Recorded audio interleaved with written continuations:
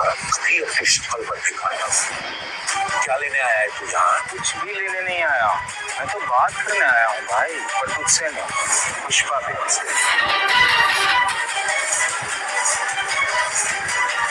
હા ભાણિયા તું તો ઘણા દિવસે દેખાણો.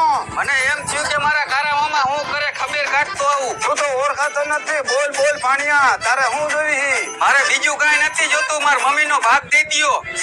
ઉપર ઉપર ભાણિયો હોય તો શું હોય? તો ભાગ માંગ્યો તો ટાંગા ભાંગી નાખી. એમ થોડો ભાગ ચડે મારા કલેજા.